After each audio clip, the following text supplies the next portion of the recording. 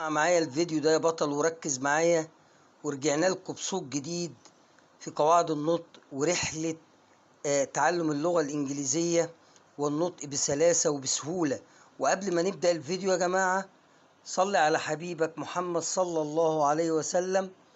النهاردة يا جماعة بنتكلم على ال A وال Y، ودول نطقهم، ده الرمز بتاع النطق A. بعد كده هتلاقي الايه كلمات سهلة، ويا ريت تحفظهم. يعني هتبقى الموضوع سهل جدا، اقسم بالله ان انت تحفظ كلمات لو تابعت الفيديوهات كلها. انا بديك تقريبا كل يوم مقاطع صوتية تساعدك في النطق. انتهز الفرصة، الانجليزي مهم.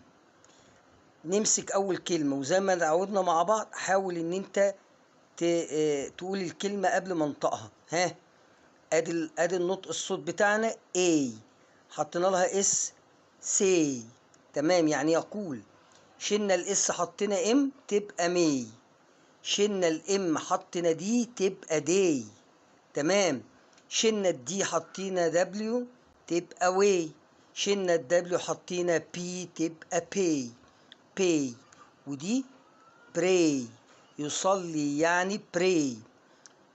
حنطور حنطور شي. ري الشاع يعني ايه ري.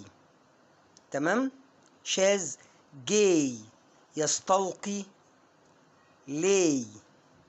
يبقى كده يا جماعة صوت، عرفنا النهاردة صوت الحرف الاي والواي، وادي الرمز بتاعه. لما تيجي تطلعه من القاموس هيديك الرمز ده مكان الاي والواي، وتقدر ان اي كلمة فيها الاي والواي تنطقها بسهولة.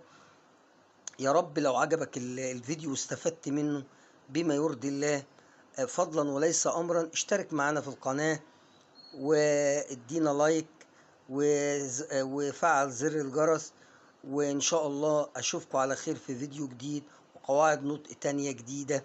كنتم مع مستر رمضان مهران في قناة مستر رمضان اونلاين، والسلام عليكم ورحمة الله وبركاته.